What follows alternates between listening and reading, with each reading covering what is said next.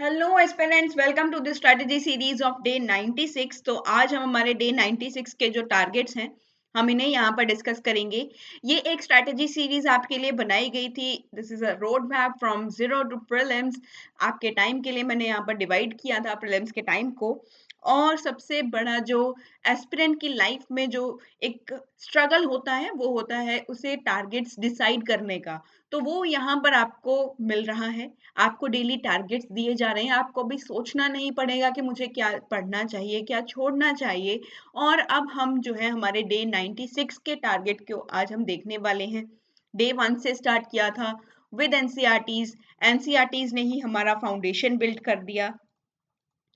Foundation जो होता है वो एनसीईआरटी से ही आता है। तो एनसीईआरटीज हमने देख ली हैं। एनसीईआरटीज को अब हमने समझ लिया है और अब हमारा बेस भी बन चुका है। साथ में अभी आपको कॉन्सेप्ट्स की क्लैरिटी भी आ चुकी होगी। और जब कॉन्सेप्ट्स की क्लैरिटी आती है तब आप मैक्सिमम नंबर ऑफ क्वेश्चंस को सॉल्व भी कर पा रहे होंगे। एंड आज के जो हमारे टारगेट्स हैं हम इन्हें डिस्कस करते हैं। तो डे 96 के हमारे क्या टारगेट्स हैं। यहाँ पर आपको इंडियन इकोनॉमी को फॉलो करना है। एक सब्जेक्ट आपको इंडियन इकोनॉमी जो है उसे पढ़ना है। साथ के साथ आपको आर्ट एंड कल्चर फॉलो करना है। तो आर्ट एंड कल्चर जो है आपको इसे पढ़ना है आज। तो करंट अफेयर्स के लिए मैंने आपको मंथली मैगजीन बोला है। किसी भी कोचिंग इंस्टीट्यूट का मंथली मैगजीन आप उठा करके पढ़ सकते हो। आपके ऊपर डिपेंड करता है कि आपको कौन सा मटेरियल अच्छा लगता है। Number of material are available in the market. आप वहां पे जाइए, बस परचेज कीजिए और उसे रीड कीजिए। 1 वीक में 1 मंथ का जो करंट अफेयर है वो आपको रीड करना है। न्यूज़पेपर आपको जस्ट रीड करना है, ये मैंने पहले भी बताया है आपको। द हिंदू या इंडियन एक्सप्रेस, इन दोनों में से जो भी आपकी लोकेलिटी में आसानी से मिल रहा है आप उसे उठाएं और उसे जस्ट रीड करें। सी सेट के भी टॉपिक्स हम नेक्स्ट स्लाइड में देखने वाले हैं। तो चलिए अभी नेक्स्ट स्लाइड की ओर चलते हैं जहां पर डिटेलिंग के साथ समझेंगे। तो इंडियन इकोनॉमी के लिए मैंने आपको रमेश सिंह बोला था या संजीव वर्मा। आप इन दोनों में से किसी भी एक बुक को फॉलो कर सकते हो। नितिन सिंघानिया को फॉलो मत करना। बहुत ही जो है एक कॉम्प्लिकेटेड चीज है वो। वहां पर आप इंडियन इकोनॉमी के पर्सपेक्टिव से आप उलझ जाओगे, एकदम से कॉम्प्लिकेट हो जाएगा आप लोगों के लिए। Then I have preferred you R S Sharma और संजीव वर्मा, रमेश सिंह, सॉरी, रमेश सिंह या जो हमारा संजीव वर्मा है आप उसे फॉलो कर सकते हैं।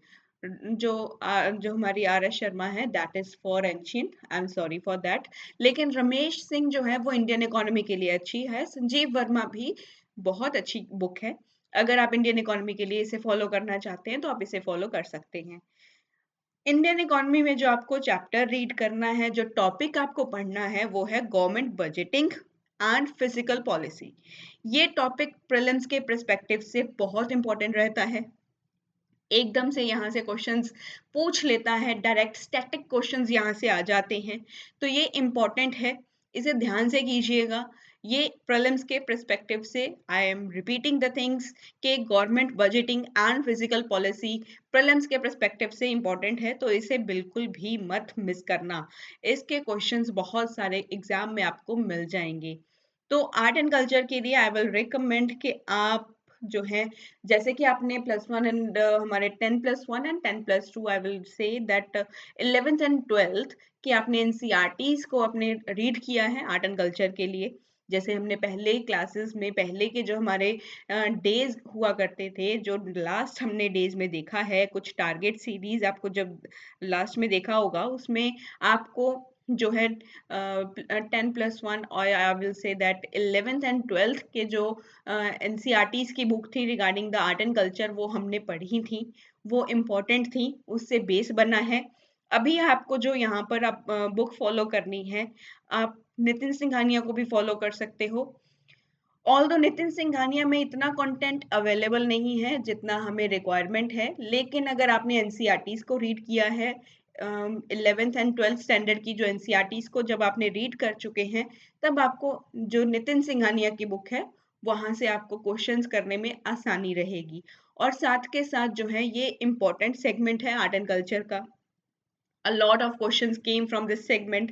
हिस्ट्री के एक इम्पॉर्टेंट सेगमेंट में से एक सेगमेंट है हमारा आर्ट एंड कल्चर का, यहाँ से नंबर ऑफ क्वेश्चंस आते हैं, तो आर्ट एंड कल्चर को मिस मत करना। यहाँ पर आपने 11th प्लस 12th की जो एनसीईआरटीज थी वो हमारी कवर अप हो चुकी थी। अभी आपको मैं रिकमेंड कर रही हूँ जो रेफरेंस बुक है, दैट इज नितिन सिंघानिया।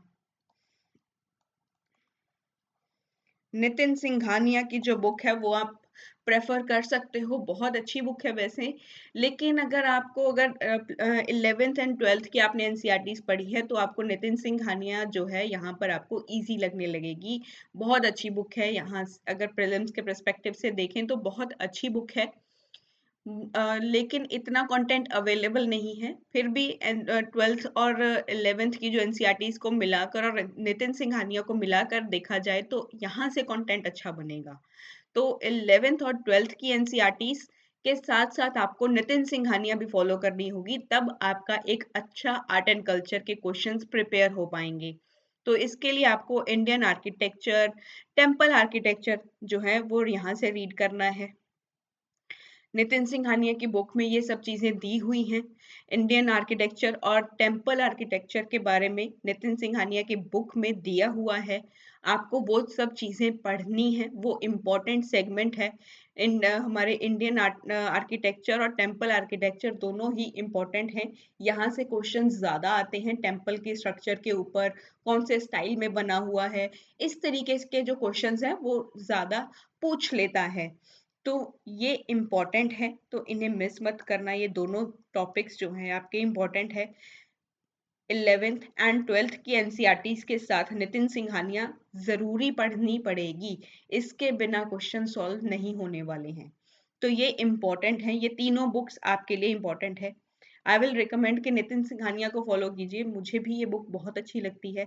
ये बुक मैंने प्लस ये हमारी 11th प्लस 12th की एनसीईआरटीज के साथ मिलाकर मैंने रीड की थी। अगर मेरा पर्सनल एक्सपीरियंस पूछ रहे हैं तो मैंने 11th और 12th की एनसीईआरटीज को रीड करने के बाद नितिन सिंघानिया को रीड किया था। That's why I am saying कि इन तीनों के कॉम्बिनेशंस के साथ ही आप आर्ट एंड कल्चर के क्वेश्चन सॉल्व कर पाओगे। सी सेट के लिए आपको अपने वीक टॉपिक्स के ऊपर ध्यान देना है। Number system, I will say number system सबसे इम्पॉर्टेंट है, तो आप इसके ऊपर ज़्यादा ध्यान दीजिए। अगर आपको लगता है लॉजिकल रीजनिंग में से आपका कोई टॉपिक कमज़ोर है, आपको जो है यहाँ से कम क्वेश्चंस जो हैं आप सॉल्व कर पा रहे हो, उसके ऊपर ज़्यादा ध्यान दीजिए। तो बस आपको इसकी प्रैक्टिस करनी है, तो आप अपने वीक टॉपिक्स को उठाएं और उनकी प्रैक्टिस करें। तो ये हैं हमारे topics for day 96 and I hope कि आपने डे 95 तक के अपने टारगेट्स को अचीव कर लिया होगा।